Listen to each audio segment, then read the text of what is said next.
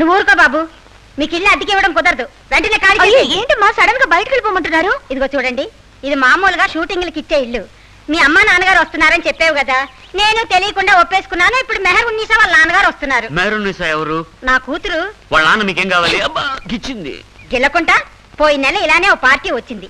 Police riding గీడింగ్ జరిగింది. ఇలానే గిల్లుకుంటూ గిచ్చుకుంటూ అల్లరి చేశారు. వెంటనే ఇల్లు ఖాళీ చేసేయండి. ఏంటో తప్పుగా మాట్లాడుతున్నారు? నన్ను చూస్తే అలా కనపడుతున్నారా? ఇది కూడా తాళి. ఏంటి మాట్లాడు చెప్పు. అయ్యో తాళేనండి. ఇప్పటికైనా నమ్ముతారా? సరే, మొగుడు పెళ్ళాలు అంటున్నారు, తాళి కూడా చూపించారని ఒప్పుకుంటున్నాను. నేను 13, 14, 15 నాగూర్ దర్గాకు వెళ్తున్నాను. 16వ తారీఖున వస్తాను. ఇల్లు ఖాళీ చేస్తాను కదా. షూటింగ్ ఉంది, వస్తాను. సినిమా యాక్టర్స్ వస్తారు. మేము యాక్టర్లే కదా. అమ్మయ్యా, షాజహాన్ నుంచి తప్పించుకున్నాం. షాజహానా? నువ్వు జహాన్ కదా, ఎందుకలా మర్చిపోతావు? నాకు మెమరీ పవర్ ఎక్కువలే. సుందరి వాళ్ళ నాన్న పేరు బాలరాజే కదా. బాలరాజు, బాలమంత్రి, బాలయోగి. ఇది స్పీకర్ పేరు బాలనాగమ్మ. ఇది సినిమా కదా.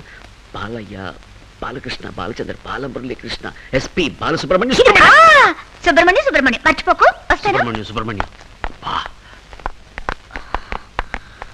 సుందరి, బంజారా హిల్స్ లో నూర్ మహల్ అద్దెకి తీసుకున్నాను. మీ నాన్నగారిని తీసుకుని డైరెక్ట్ గా వచ్చి. Very good. నేను తిన్నగా ఎయిర్పోర్ట్ వెళ్ళి డాడీని పికప్ చేస్తాను. సరే, బిడ్డ సంగతి ఏమైంది?